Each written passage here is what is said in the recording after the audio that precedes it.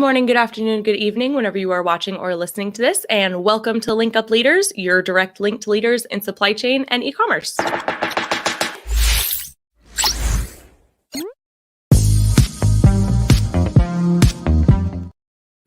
My name is Lisa Kinski. I'm your producer and co-host, and joined as always by Francois Geoffrey. Francois, how are you doing today, dear? I'm great. We were just talking to him backstage. It's a little too hot, and it's hot in the office now because it's hot outside, and so okay, might get a little sweaty in your podcast room, but it is. Yes, I'll give it to you. My pod room has not awful air circulation, but it is poor, and I will sometimes get a little warm in there. So I'm sure you were probably going to overheat. It is what it is. I got a nice cold, bottle of water here. Good to go. But how there you go. How are you doing? I'm good. Better than yesterday. Coughing less. You and I have been on the phone a lot today. I'm coughing much less. I am completely unmedicated today, which I think is good that I haven't taken anything, and I'm still feeling good. So on the mend. My parents are on the mend. My friend and her boyfriend are on the mend. I straight up gave this thing to everybody. Like, Lisa, the super spreader. I guess, no. but I'm vaccinated. I want, don't at me. I'm vaccinated. I just also rolled around in the mud with a couple thousand people, and that's how I got it. Anyway, that'll do it. That will do it indeed. Well, let's go ahead and talk to our guest. I'm really excited for this conversation. We actually found him through Supply Chain Now with Scott Luton, who is a fellow Georgia. I think he's a native. I don't know. He stays right next to where I used to live in Kennesaw, and I'm so mad that we never told me this. Yeah, I'm so mad we never linked up for coffee or anything. So Scott, if you're listening, I'm up there every weekend. Let's grab coffee or something. But let's get straight to it. Talking today to the founder of the National Supply Chain Foundation, Andrew Chen. Andrew, oh no, I think we lost his Wi-Fi connection. What a buildup to a black screen. Okay. Well, that sucks. I was super excited to have him on. I know. He's like, peace out, you guys. I don't want to talk to you. Supply Chain Foundation, it's funny that he founded this now, because I remember when I graduated, the first thing that I looked for were foundations within the supply chain network. And that was really, that was one of the first things that I wanted to gravitate towards, because my only experience at the time was one from our founders and their experience in it, and also talking to literally hundreds of companies every day, most of them just telling me to piss off, but it's okay. That's a different story. And understanding their supply chains. But it wasn't to where I obviously didn't come in with 20 years experience. So I wanted to find those foundations where, they had that sort of mentor mentee feel maybe to it. While at the same time, not having to get all these different certifications and courses, but I couldn't find too many out there. Well, and that'd be something I'd be interested to learn is, not only the impetus of it, but also how, to find these jobs. And like you just said, without having years of experience, it's always an introductory role with 10 years of experience, but you have to have graduated in the last 6 months. It's come on. But it looks like we've got you back. Hey, Andrew, how are you? Good. The Wi-Fi went out just as probably when you're introducing me. So nice to see you guys. I think I'm back on. Fine. You see, your picture is perfectly clear, right. So I think we are good to go. Yeah. But so then we'll jinx Lisa. It. Next thing you know, I'm going to go dark. So. Well, how are you doing, Andrew? Good. Thanks, Lisa and Francois, for having me on Link Up Leaders. I saw the animation in the beginning. It was super wonderful, and it looks really cool. So props to whoever made that. But I'm doing well in Michigan. Yes, that would be our amazing Paul. Yes, that would be Paul. He is our video editing virtual assistant, who I just love and adore. So shout out to Paul. He'll see this later. Shout out, Paul. Yeah, no, I always wondered too, when you're waiting backstage before we start the live show, I know this is totally off topic, but can you see our little bubbles? Because whenever I play the countdown, I love the music and I'm always dancing. And I don't know if anybody can see me or if I'm just doing that in silence. I can't see any. I just see the the animation. The main screen. Right. Okay. Yeah, Screen, that's yeah. all I see too. I mean, Oh, we you love can't to see see me the either? dance. We love to see the dance moves, though. If you want to. It's this exactly usually, and I grab some water and I do a little thing and then I go We went live. to karaoke not too long ago. I don't know if you want to see our dance moves. We have a lot of very talented dancers in the office, but maybe not our dance moves. I mean, I'm with you. I can't dance at all either, but it's always fun. I mean, speak for yourself. I have rhythm, so I don't know about you guys. Okay. Wow. Okay, Lisa. There's some shots going on. We could do this all day long, but let's not. Let's talk about you, Andrew, and how you kind of came to find the National Supply Chain Foundation, just about your background. Run us through the whole thing from the beginning, as far back as you want to go. Yeah, absolutely. And thank you for the introduction and everything. But so I, again, Andrew Chen, and I graduated from Michigan State University this past May. So it's been 3 months now. It seems like forever ago. I don't know why. Thank you. So I graduated with a degree in supply chain management and minor in information technology. Born and raised in Michigan. Both my brother and my sister also went to Michigan State. So Spartan blood is in my whole family. So go green to any MSU or Spartan listeners out there.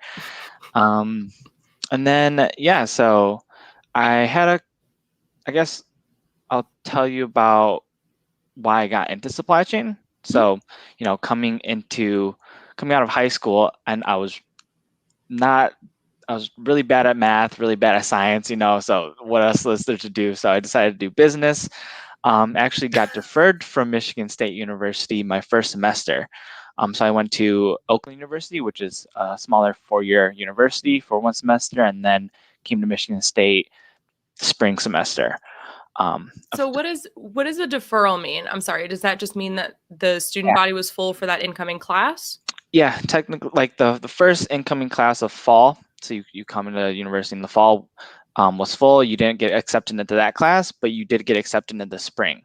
So you did get technically you're accepted into Michigan State, but just a semester after.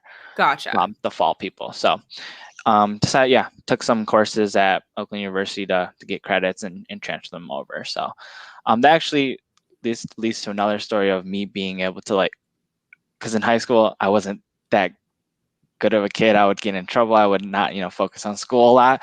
But then that, scenario happened, changed my mindset a little bit, decided to really organize myself, put in the work and effort to, do well in college. And I don't know, hopefully it paid off, but who knows? Well, you found an awesome foundation. What sort of led you into supply chain itself? Is that something that you wanted to do straight out? Did you know anything about it in high school going into college? Yeah, so absolutely not. Didn't know what supply chain was. I kind of, heard about it because Michigan State, I knew about when I was applying to Michigan State, since they have I guess one of the best supply chain programs. So I kind of knew the name of supply chain, but didn't really know what it entailed. And I guess just being more acclimated into it and learning about the courses and everything, and talking with supply chain folks, it's really end to end, and kind of you have to look at it from a bird's eye view before you can kind of detail the different individual challenges that happen in between. And I think that's what I really like to, what I really enjoy supply chain is. It's kind of something that's more strategic, but after you find that strategy, going into the day-to-day, the tactical things to get that through, because everything in supply chain connects with the business, right? So it's kind of like the backbone of a business, and you need that to function in the business world. And if you don't be innovative and kind of adapt your supply chain frequently, your competitors are gonna, beat you and overrun you. So something to kind of think about your back of your head as you pursue supply chain. So that's kind of how I got into it. Is just, I guess, through the Michigan State's program, and then had a couple internships. One just to get my foot in the door of what an internship was. So I entered at a digital marketing agency called Design Source Media. I'm focused on kind of digital marketing and just learning what business is all about, right? And how people communicate, how to set up meetings and whatnot. And that leveraged that to have my first supply chain internship at Abbott Laboratories, the healthcare company, in production planning. Yeah, so they've done well through COVID and really being able to support, everybody in the healthcare industry with COVID and what's going on. So that was a really good experience in supply chain.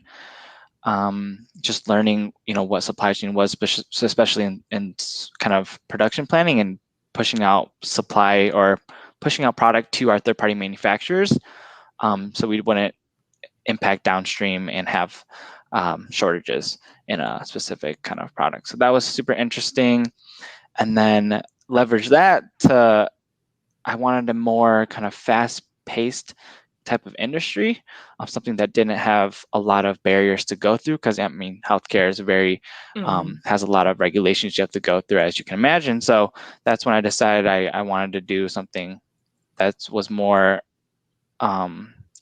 innovative in a sense of that didn't have barriers, because healthcare is very innovative, right? You need those solutions, but something that didn't have to go through a lot of hoops. And that's where it led to Under Armour internship opportunity for strategic sourcing.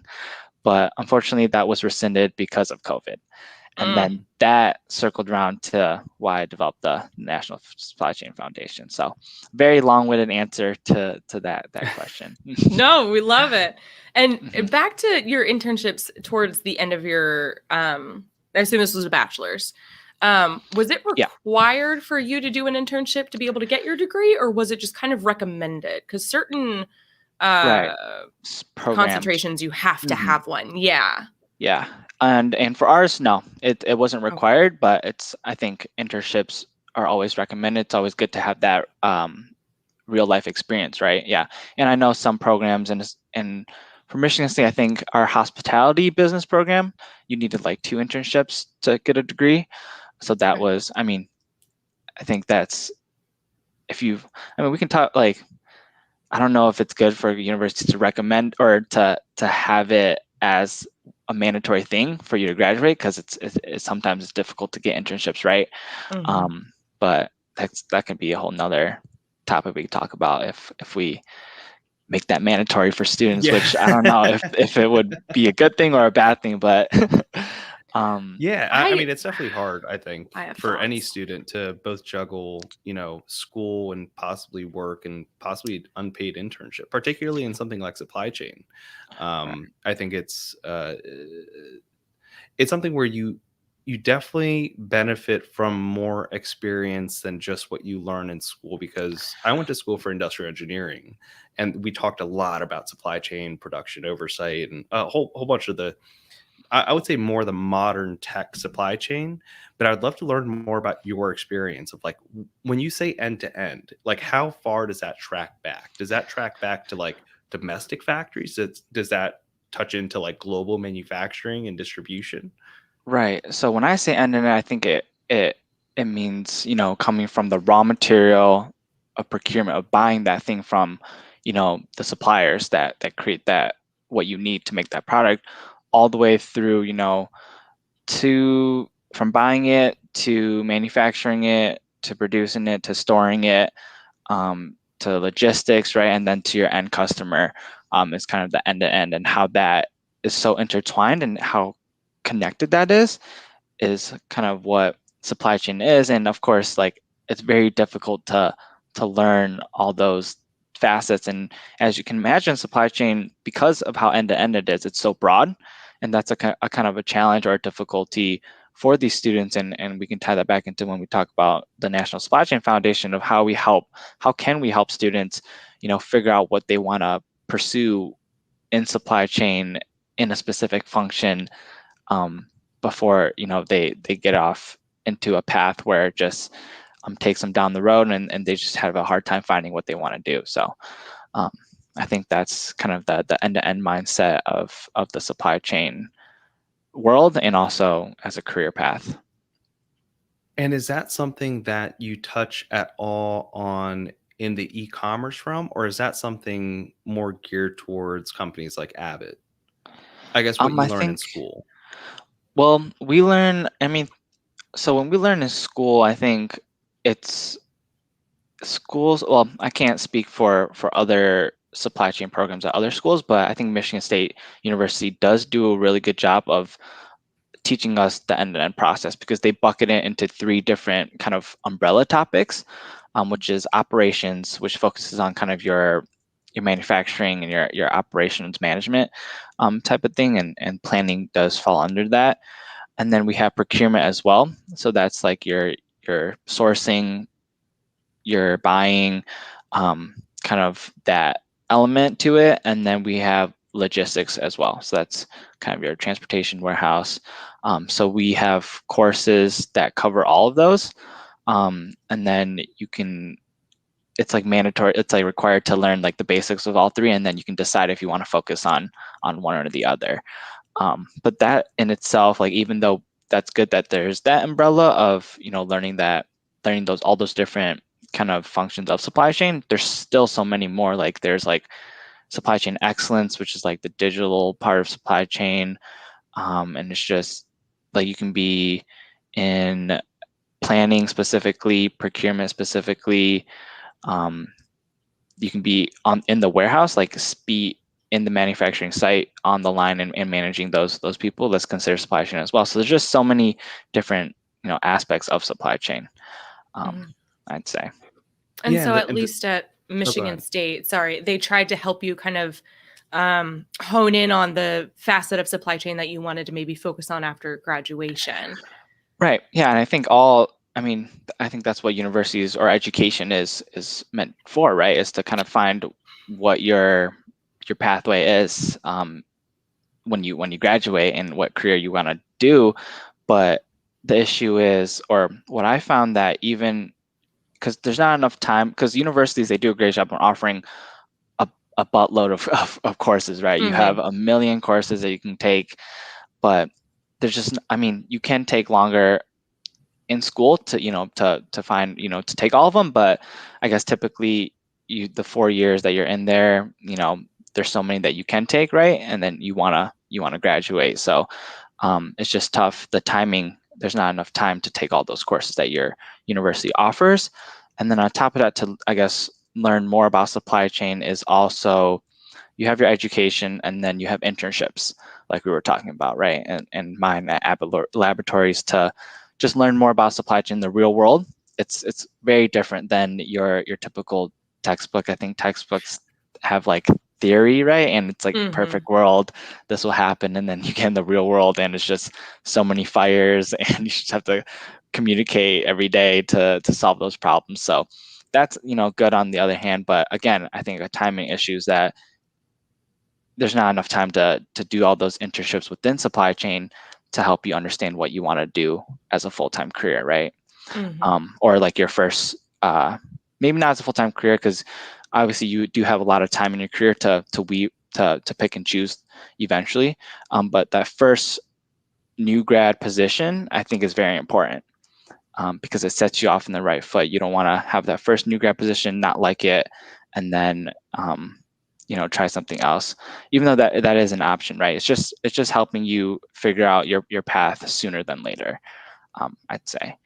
And because of those 2 issues of education and internships, and not having enough time to pursue all the different supply chain functions, that's where kind of the networking aspect and community-wise, and where the National Supply Chain Foundation is here to kind of help, is learning about supply chain through talking with one another, simplifying that down, and really, learning the everyday aspects of supply chain, whatever function you want to do, to help you make a better decision in your path forward. So yeah, we try to bring value through that, through newsletters. We had a couple events previously when we started, and we're still trying to kind of figure out a business model to help support that. So it's still kind of in the works of what we want to do. I think we're spearheading a website right now. So it's just a lot of things to kind of get grounded and help provide value to those students or new grads as well. So it's a learning opportunity for me as well, because I'm never built a community at all, and this is kind of from scratch. So it's a great, rewarding, and as well as a learning opportunity. So it's been awesome so far. That's awesome. Well, congrats. Well, it seems to be doing well so far. Yeah. Website's definitely the next step, but You get there. Mhm. No, I mean, I think aside from just providing value to students, which, when you fell off for a little bit, I was also telling Lisa that when I graduated, I had already a bit of experience with Noviland in regards to that real aspect of, like, for example, how to talk to Chinese factories. That's not Right. something they teach really in school. Yeah. How they actually communicate, right? How sometimes when a factory owner or representative of that factory might be saying yes to something, well, hey, we have to dive a little bit deeper into that. That's where you have to understand the production planning and the process. And, well, it doesn't actually take 30 days to make this. You're just in a production queue, for example. How can you Mhm. get bumped up in that production queue? Can you improve the relationships? And that's where I was leading into. I think this is great, not just for the students, but also for the businesses and the business owners, particularly SMBs that might not fully understand, who should they be hiring, right? Who do they need to be looking for? Because that's not really top of mind for them. A lot of times we have these conversations, and even on the podcast, where they might be focusing on more marketing and they have some experience in sourcing, but they don't have a lot of experience in logistics. So it's Mhm. like, well, let's look into logistics. Who can we hire for that? Can that hire? Well, I guess talk us a little bit more about this process. Is it like a mentor-mentee process where you get to network like that? Right. Where originally it was kind of more so a community aspect where you have a bunch of people in a group and you just have that conversations of different, I guess we bucket into four. So you have plan, make, source, deliver, and whatever you're interested in, you would just be in a group where you can kind of connect with one another and just ask different questions. And then we also bring value through speaker industrial or industry professionals from the industry that specify whether in procurement operations, right, logistics or whatever in supply chain to kind of have to speak on our through our communities and learn about it that way as well, and then they can connect offline. So it's kind of just providing them more opportunities to connect, but we are, I guess, moving towards, we are trying to find, because I think that's very initiated, right? So you have to be kind of motivated in yourself to make those connections and network. But I guess being more empathetic, I didn't realize that sometimes it's difficult for people to take that that first move and reaching out, right, and networking on their own. So maybe, like you mentioned, having a list populated of who you could go to in a specific function, like have a list of like, hey, I'm open to connecting with you guys on this specific subject, right? I can mentor you, or if you want to learn more about this field, feel free to reach out, right? And then provide some helpful guidance on how they can reach out to those people. So having like a list on our website if when we create that, and that's in the works right now. Yeah. And do you ever see this growing into an opportunity for those smaller business owners, the ones that may not just be recent grads, but that are interested in learning more about supply chain, or that just want to sort of pick the brains of other professionals? Yeah, I think there is opportunity in that, for not just students, right? For professionals who want to have a more, because I guess there's, so we're in between. I don't know if you guys heard of Apex. So it's a very large, they're a supply chain management association, or association of supply chain management. They're a very large supply chain nonprofit that focuses on like certifications, and they have like huge in-person events, right, to talk about the next thing in industry wise. And I think that's that's targeted for very experienced professionals who have been in the field for a long time. And then you have, on the other hand, on the flip side of the coin, you have student orgs on your and in your campuses that focus on supply chain management. Like your Michigan State had a supply chain club called the Supply Chain Management Association, right? So those are very student focused. But how can we be something in between those to connect those students with industry professionals on a more, I guess on a mid-level kind of viewpoint that that can connect students globally and also industry professionals globally, because the student ones are focused like Michigan State. We only have Michigan State students in that club, right? Because it's in Michigan State. Right. But how can we connect universities with each other? And, Michigan State has an event going on talking about supply chain. How can we bring, University of Arkansas students into, Michigan State's events and have like a global event and a global community where you can kind of have a different perspective on supply chain by talking to different students as well. So I think there's opportunity in that, and also for, I guess, small businesses more on the end of learning what students like. I don't know if the small businesses, I guess there is an opportunity for small businesses to talk to one another as well, but I think it's more focused on new grads or students. Mm.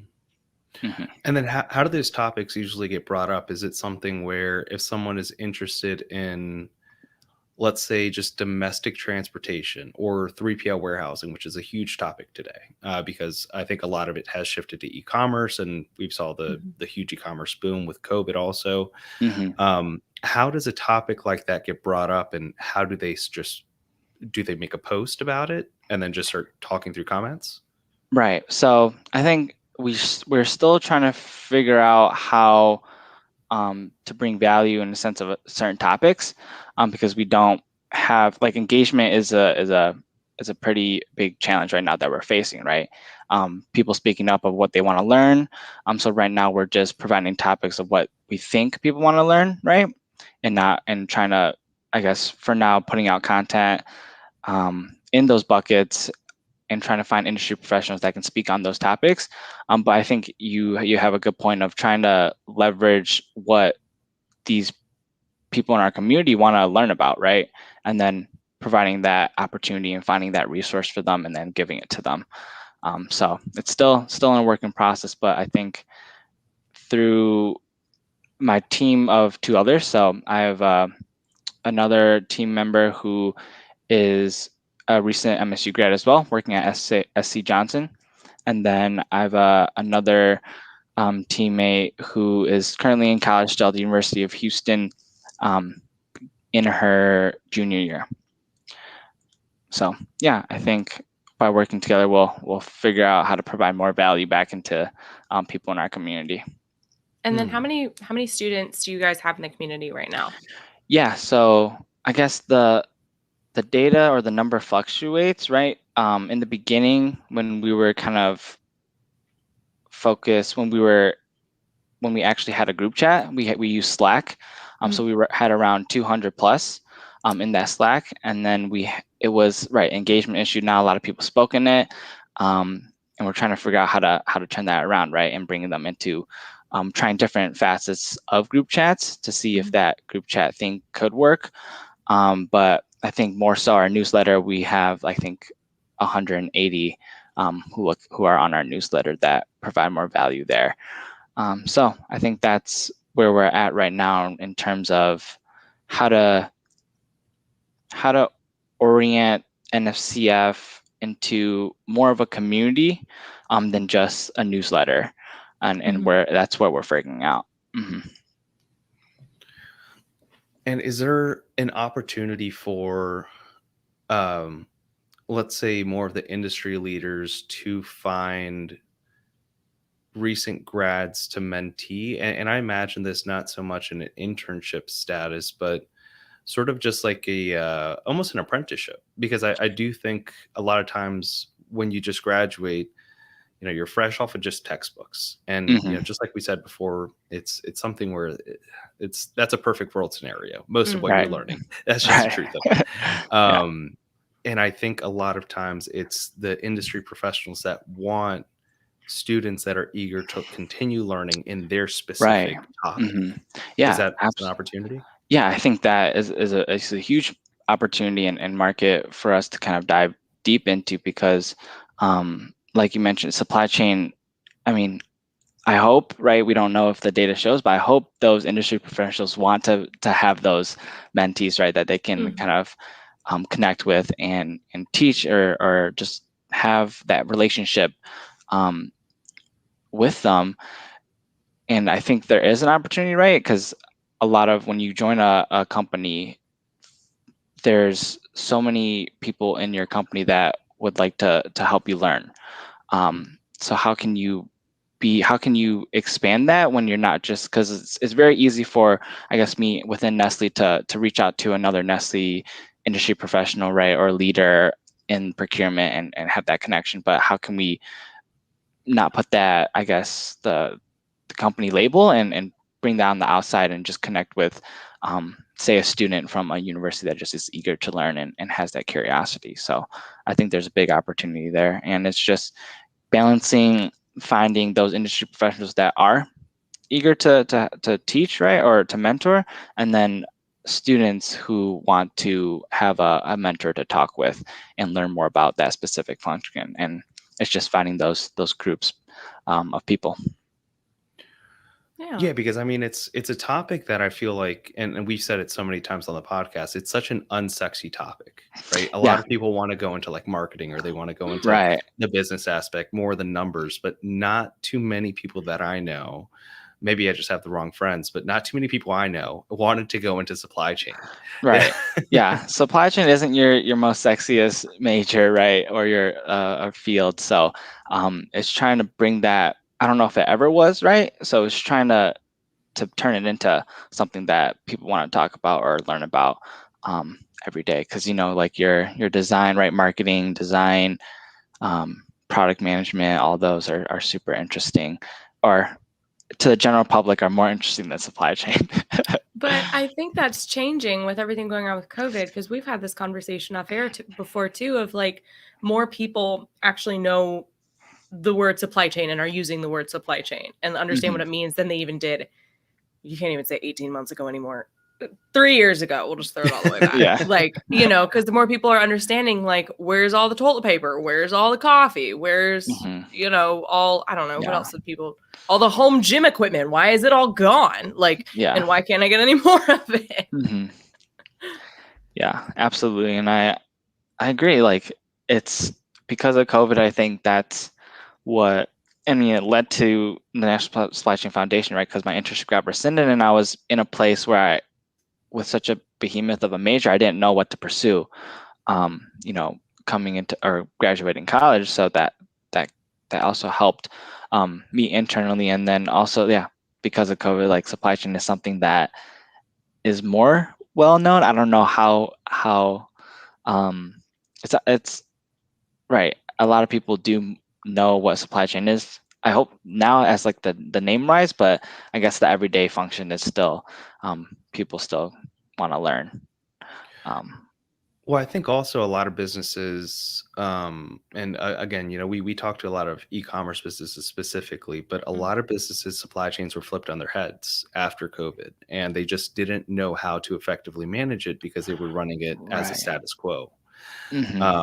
And that's where I imagined that, you know, the industry leaders, and typically these are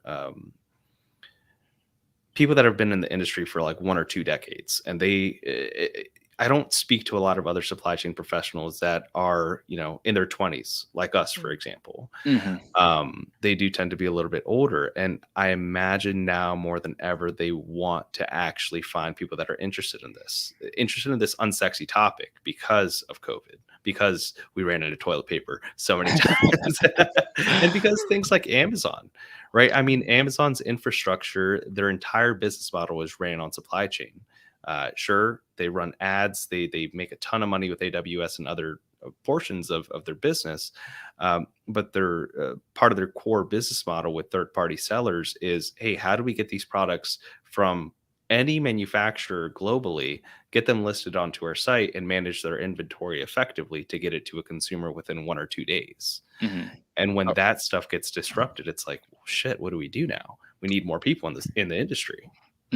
Yeah, and it comes, I think, with supply chain disruptions, like the labor shortage, right, and being able to digitalization of supply chain, as well as being resilient and being able to pivot quickly within supply chains. And that's what we saw with COVID, is that the supply chains that got affected really impactfully were the ones that weren't able to pivot and kind of find new ways to solve problems. And maybe, and come to think of it, like to build to future proof your supply chain, is having like differentiated supply chain strategies for your different product markets or your different facets, instead of having a supply chain that works for everything. Would be kind of maybe a solution. I mean, I'm 2 months into my role in supply chain, so don't quote me on anything. But it's just something interesting to see what the future holds within supply chain, of course. Oh yeah. Well, and even with that, kind of being flexible and being able to update your processes, everybody learned from COVID that they're going to have to learn how to do that kind of. What are you seeing, or what do you expect to see? This can be entirely speculative, with the Delta variant being on the rise, and everybody, maybe not even it being on the rise, but like, because I've seen cases of certain, I think it was you that told us that in her hometown there was one case, so they shut down the entire city.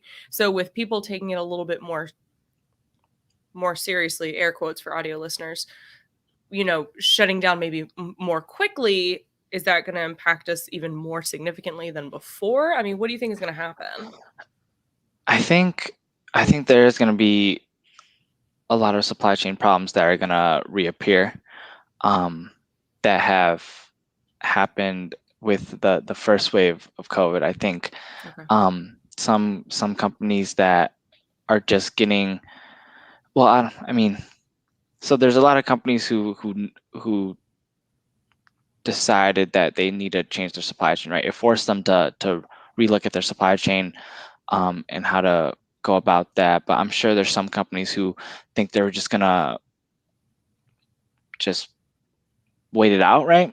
Get back to normal. Right, get back to normal, and it'll all go happen, and those will be the fall of those companies, in a sense, in those future disasters. So I think there's going to be, it's going to be a lot of difficult, I guess, more supply issues, and you might, we'll see what happens if we run out of toilet paper again, in the future, when if Delta goes out of hand. So I'm sure we're a lot of, I guess,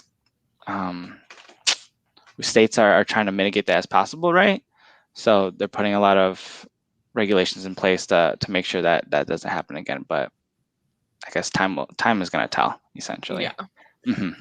Yeah, I mean, it's complex, right? Because when you think about it from the beginning, and this is where I love that you talked about sort of this end-to-end supply chain, all the way tracking back to PPE, right? And the rise of PPE back 2 years ago, and how that affected just the capacity and what can be shipped and what can't be shipped, because of how many containers they were taking up internationally. Oh, wow.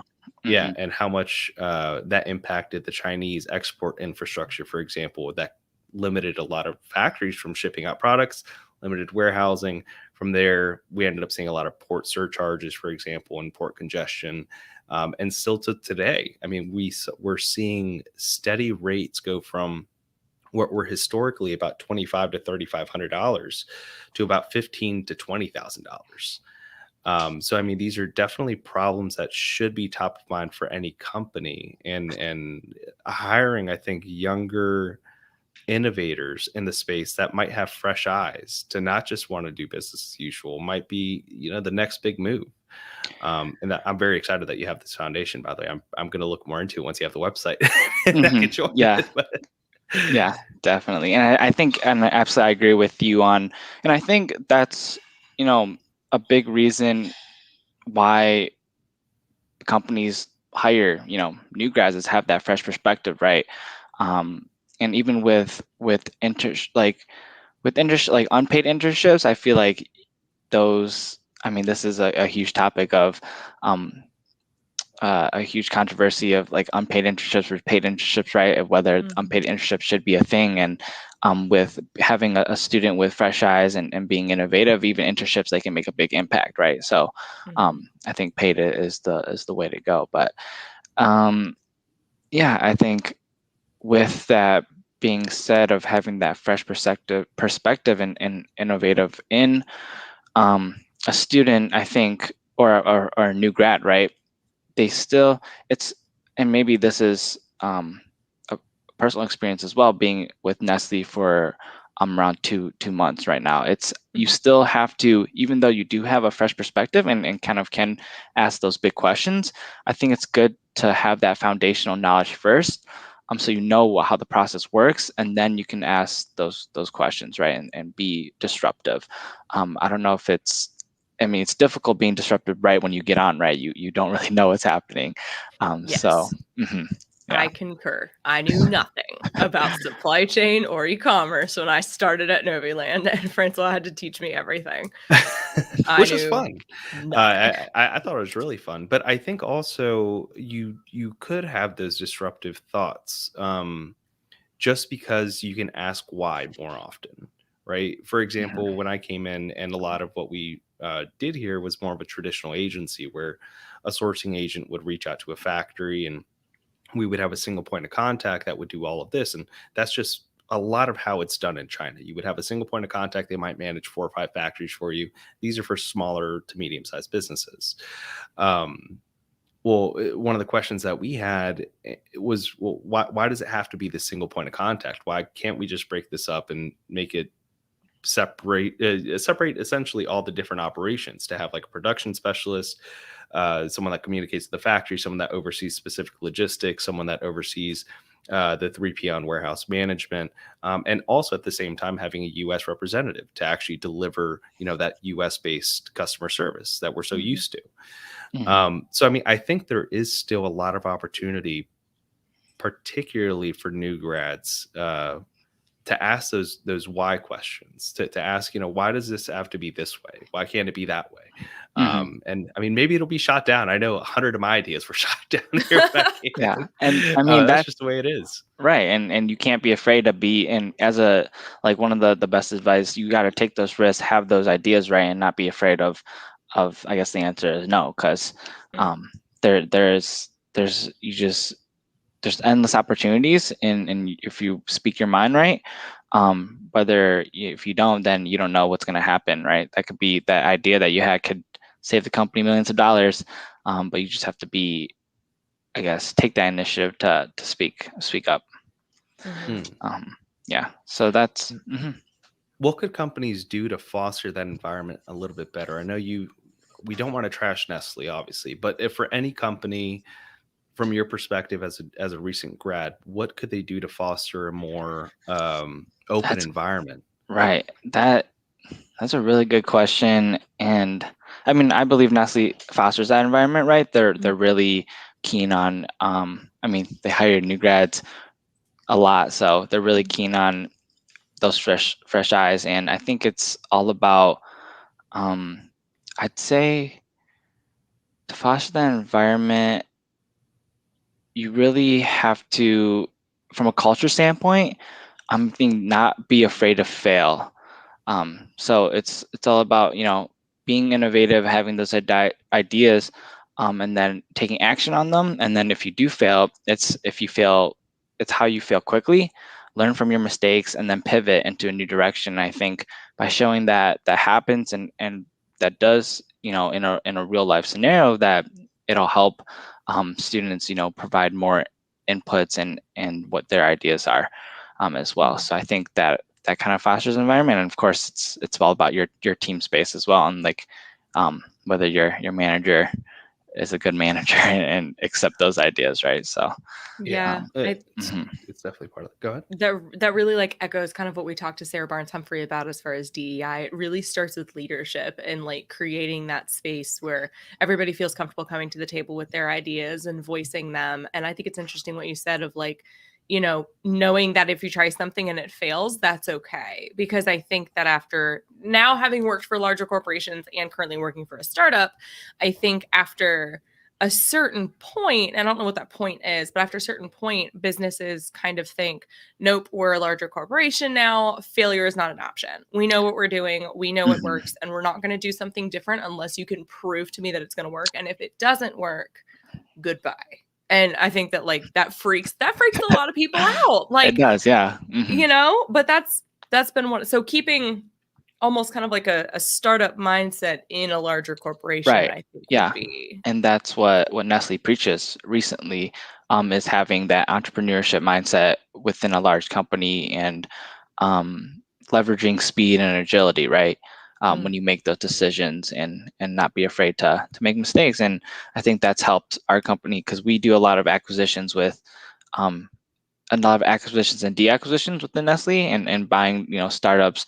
I think Freshly was one that we bought recently, and just having that mindset that we have so many different like entrepreneurial type companies within Nestle that fosters that environment as well. And kind of deacquisize, is that a word? Deacquisizing? I don't know. It is now. It is now.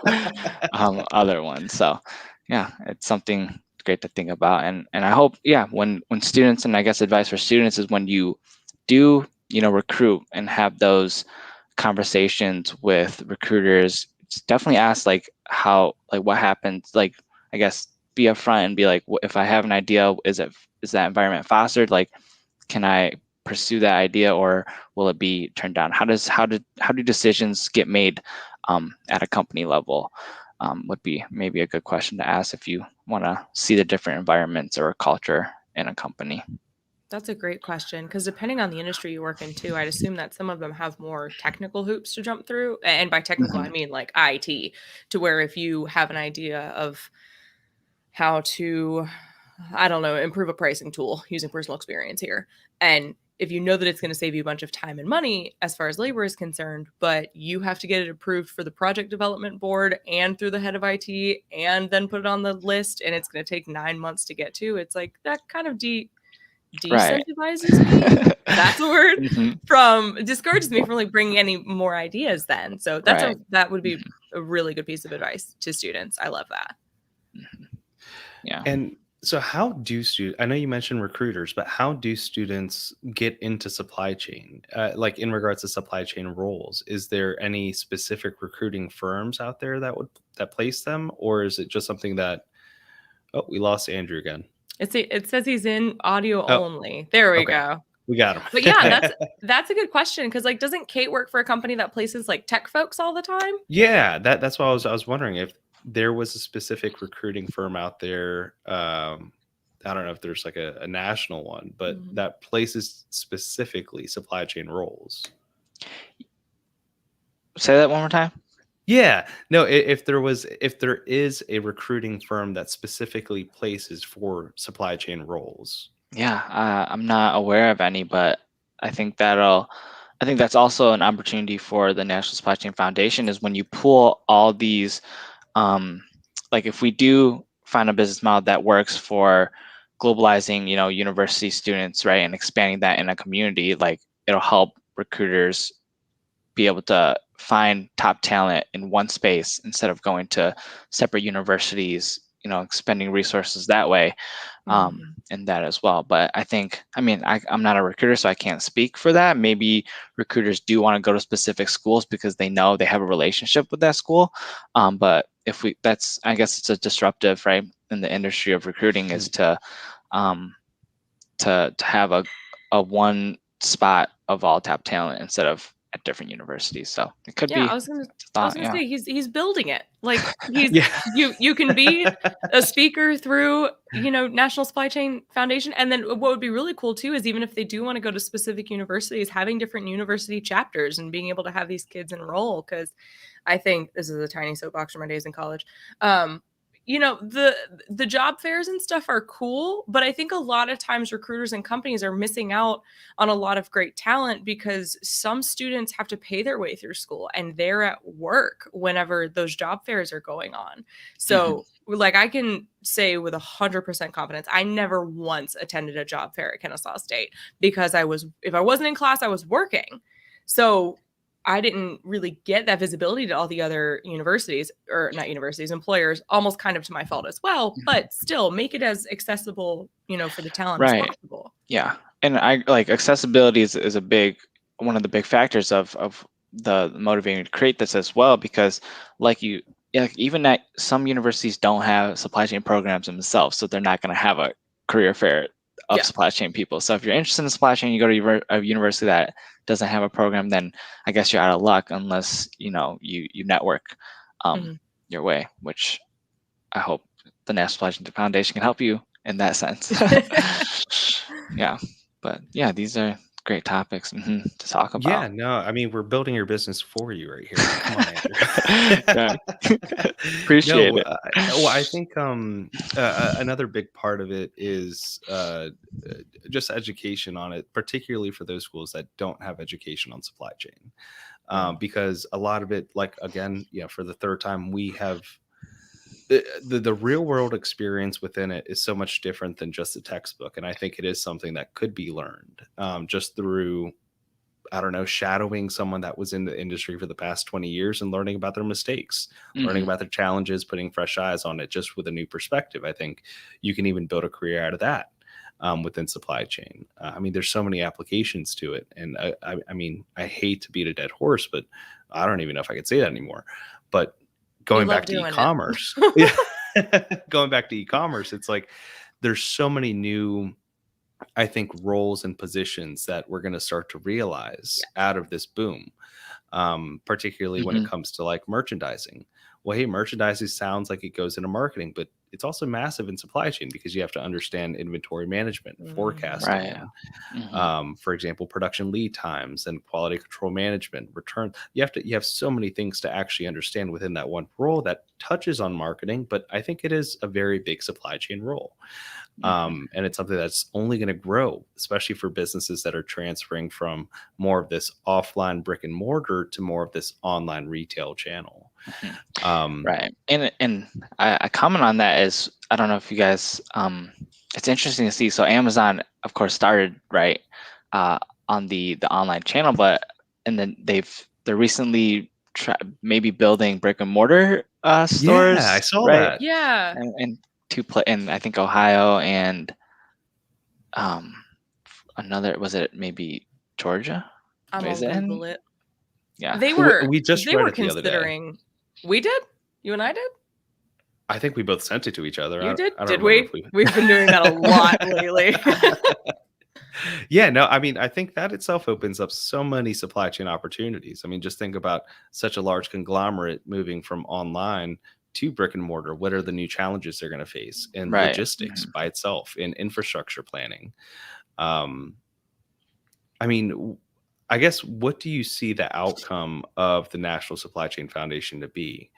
Aside from linking, let's say mentees and mentors together, is there an ultimate goal that you would have for the students that join?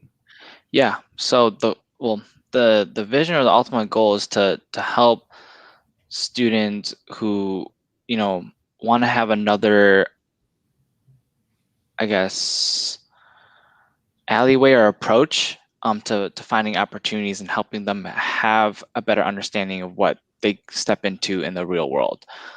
So is make sure they have a better decision space and what they want to pursue within supply chain is kind of the ultimate value add for our students. And whether that's, we just have to find the best way to do that, right? Whether that be connecting them with those mentors, or having more speakers come on, or having a website to have all this, be in one place where they can kind of come as a resource. So it is to help. I mean, fresh new grads, I guess not. I think we're saying students because that's the largest target market. But people who have been in the industry who want to make a career change, this will be a helpful resource for them too, because maybe they want to get into supply chain, have never had any industry experience, right, to be in supply chain. So just talking with one another, or new grads who are still making that decision, and then even high school students who, right, like when you mentioned if I knew about supply chain in high school, right, maybe we can help high schoolers learn about supply chain as well. So it can be, I could think, helping anybody that wants to make that decision within supply chain to have a career in it. So And do you think companies are ever going to be able to post things like case studies that they are trying to solve within their industries and letting these students also solve them? And the only reason I ask, I hate to cut you off because industrial engineering, they had a lot of that. And like Deloitte, Mm. for example, had a few of them. And it was one of the most innovative case studies I think I was ever a part of. And you get to think of Mhm. so much more than just supply chain. Think about like the marketing behind it, think about the business Right. operations and the costs associated. Yeah, I agree. Like there is companies, I guess. So companies provide case studies for universities, for students to kind of compete in.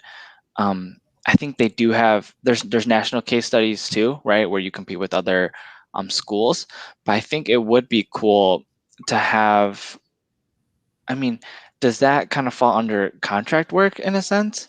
Would you say like if a company provided a project or a case study, they would hire, a student, maybe. So I'm just like just thinking out loud here, We're gonna have to as explore this well, after. right? Just like how, because companies, right, you bring on full-time employees for essentially to provide value, on a specific, like for as long as possible, you can keep that employee. And then you have internships, which is like more project based. So internships, like you have 3 months to do a project or whatnot. But why not, like you mentioned, have project like short stint projects for students that can just like come on the project, do it, as like a case study. So I think, yeah, it's something interesting to think about. Or just like crowdsourcing ideas and potentially linking up whoever the top 3 candidates for that idea was and Right. having them link up and say, "Hey, look, this was the case study for XYZ company. If you're interested in that company and they're interested in you, link you guys up." I just think of it from like what we were talking about earlier. There's always these new challenges, and I think a lot of companies would benefit from those fresh eyes, Right. and just Mhm. getting that fresh perspective and having maybe a paid place, maybe an unpaid place, but an opportunity to link them together even Right. further would be even better. Mhm. Yeah. And I think we're in the space of like HR and helping companies in that space now, find top talent. And I agree with you. That would be a cool thing to have like an idea, like submit your ideas, right, of this problem, and then connecting those students, and then they would have the opportunity to solve that problem. So yeah, new ways with. Uh-oh. Looks like we're losing this connection again, but it sounds like Then the supply chain, new sky ways is with. the limit. Oh, there he is. He's back. We Yeah. lost you for a second there, Okay. Andrew. Lost it. Yeah. Then getting through But this. it's Yeah. okay. At least and then my phone just went off. My bad, you guys. You know what? At least it waited until the very beginning and the very end to Right. have Right. its Mhm. issues, but because we are right at the end. But it sounds like the sky is really the limit for National Supply Chain Foundation, and for anybody, maybe if we have any students or recent graduates that are listening, or maybe even some supply chain professionals that wanted to get onto your speaker panel, where Yeah. can they find more information? I know you're working on a site soon, but in the Mhm. meantime, Right. where can they reach you? They can. I think the best is to follow our LinkedIn. Okay. So you can reach us at our LinkedIn, and also our newsletter if you want to subscribe to that. But when we get, so our LinkedIn has all that information. When we do get the website, I'll share that with you guys Awesome. hopefully sooner than later, right? So that'll be good. Yeah, and I appreciate you two having me on Link Up Leaders. It's been wonderful talking about different topics and just discussing about endless opportunities, in whatever space we talked about. Yeah, Yeah, man. we're It was happy to fun. continue to be sounding boards and like little idea generators for you, because Yeah. this is really interesting to me. So Mhm. absolutely. Well, Andrew, thank you so much. And to everybody listening and watching, thank you so much for being here. Be sure to like, comment, subscribe, share with your network, rate us 5 stars on Apple Podcasts, turn on those auto downloads, and subscribe to the YouTube channel. Ring that bell for notifications. And that way you never miss a conversation with leaders in supply chain and e-commerce like Andrew Chen. Andrew, thank you again, dear. We will talk to you very soon. Yep. Thank you.